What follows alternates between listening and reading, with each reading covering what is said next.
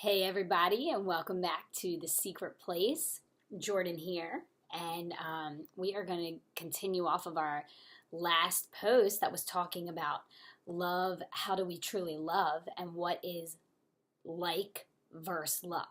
So to like someone versus to love them. And we also talked about love of self and how that is the most important commandment that Jesus said. He said, along with love God above all else, love others as you love yourself. And so we talked about that order of love: God, love yourself, and then you can love others the way that Jesus commands. And so as I was kind of thinking of this next post, and I started thinking about love of self and how important that is, I was thinking, well, what if, that's not always just an easy thing to say, love yourself, especially when we know as humans we all make mistakes, we all have failures, we all have shortcomings. And so how do you love yourself despite that? How do you love yourself if maybe you never had somebody who built you up, or who told you good things about yourself, or who called out the talents in you and the gifts in you? And you might be sitting there right now wondering, or asking yourself and saying, I have never had anyone do those things for me, and I don't love myself. And that is a very true reality for a lot of us. And so God's really been speaking to me about that. And he kind of, I clearly don't have all the answers on that. That's a really big topic, and it's going to affect everybody differently. But one place where he did say to start is with giving of yourself.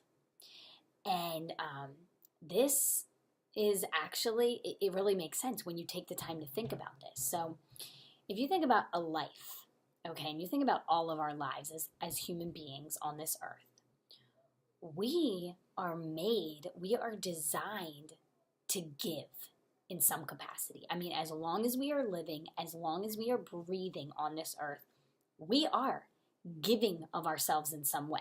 Our life is affecting every single person who we come in contact with in a day, and it is having an effect in some way.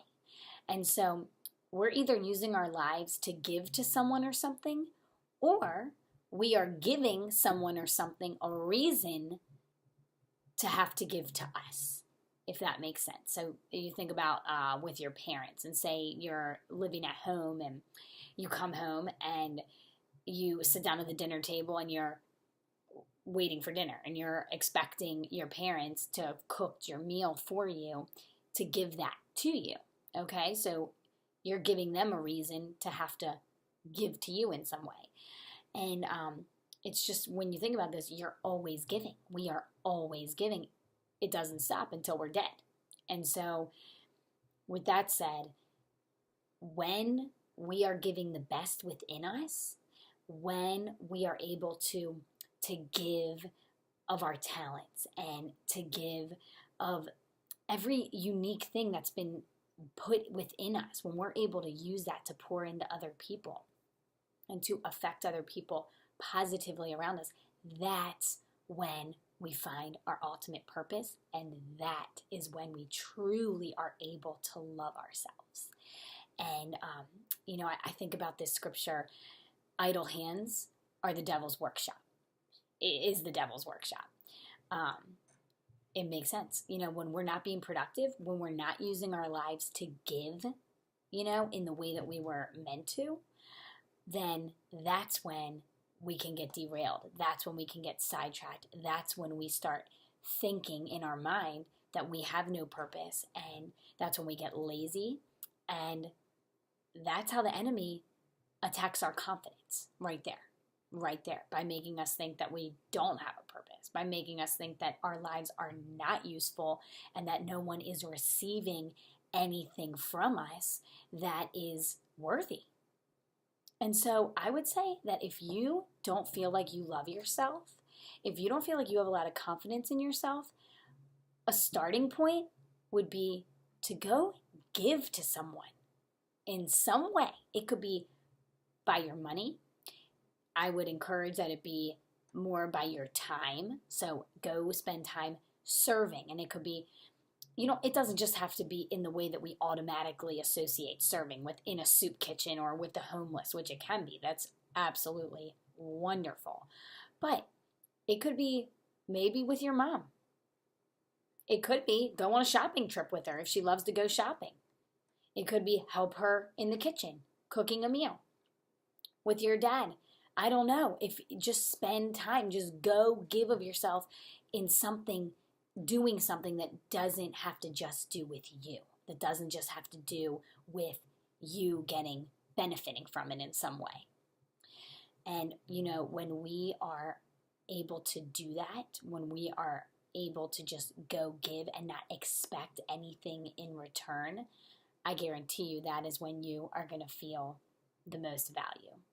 You will receive the biggest thing that you could ever receive, and that is a sense of worth and a sense of pride in knowing that you used your life in those seconds or those minutes or those hours of that day. You used your life in the way that you were intended to. And so go and give, and watch how it brings out the best in others and how that comes back to you and in turn brings out the best in you. It's an amazing cycle. It's how we were wired, and it makes sense and it works. So that's all for The Secret Place. Just a short message today, but I challenge you to go give of yourself in some way. Oh, one final thing. That's why they say, you hear all the time, money doesn't buy happiness, or rich cars, or, you could have all the things in the world and still not be happy. And I think this is where this comes from, because those things, you can be very happy with those things when you use them to give to others. But it's when we take those kinds of things just with the intention of keeping them for ourselves, for selfish reasons, that's when they don't bring happiness to us. And that's because they have to be intended to pour out onto other people and to give in some way or another. And then it does bring happiness, because that's what we were meant to do. So that's all. Thanks for joining me in The Secret Place, and I'll catch you next time.